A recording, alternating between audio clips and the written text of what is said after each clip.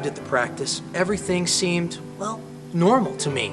People were tuning their instruments, discussing the songs to be sung, scurrying about getting their sheet music, and all in all, having a good time. Even Nathaniel. When the band began to practice as a whole, everything sounded smooth. But then, something changed when Nathaniel began to go to each person one by one. Okay, Chris, well, you've been progressing really nice on your instrument. I'm impressed. Thank you. Now let me hear a 1-4-5 chord progression.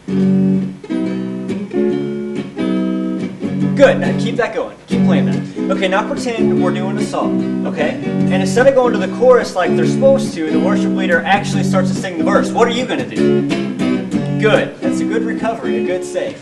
Okay, now you know that guitar solo we've been working on? Me and you back and forth? It's getting really good. Thanks. Well, it's almost time to do it in a song. But what happens if suddenly your string just broke? What are you going to do now, Chris? The entire church is relying on your guitar solo to lead them up the hill of Zion. Weren't you in Master's Commission? Aren't you prepared for this? You were Saturday Club? No. I am your Saturday Club! What are you going to do, Chris? This behavior seemed very strange to me. Maybe it only happened this once. Maybe I caught Nathaniel at a bad time.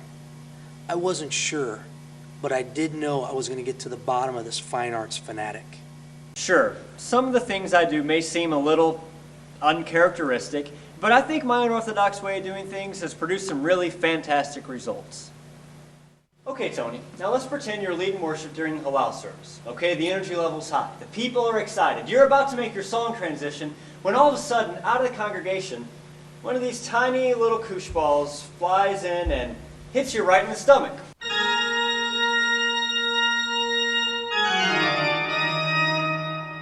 Now what, Tony? The entire band is waiting on your lead, the energy level in the congregation has dropped, and I think, wait, hold on, yeah, the Holy Spirit has just left the building! Do something! Do you even want this job?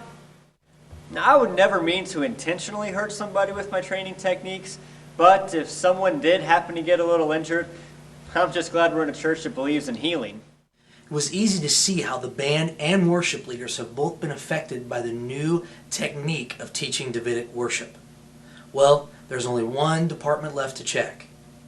Okay, Adam, let's do a run through of the Sunday morning service. Okay, so your program's up, you're clicking through the songs, checking all the colors, when all of a sudden you come across one particular song that has just a few misspelled words. How are you going to fix that? Fix it! Oh, come on, you have to be faster than that. No one in the congregation can worship with misspelled words, and the Spirit is getting lost in the translation and the confusion of the verbiage. And what makes it worse? Apostle Jim's right there in the front row. Cindy Collier's singing a song of the Lord, and you have to be able to create a quick slide with all the words up there spelled correctly by the time the chorus comes around again. Are you ready for that? Sure, my style may not be sanctioned by the leadership, and sometimes people do flinch when I walk past them. But hey, isn't it worth it all when it comes to worshiping our God?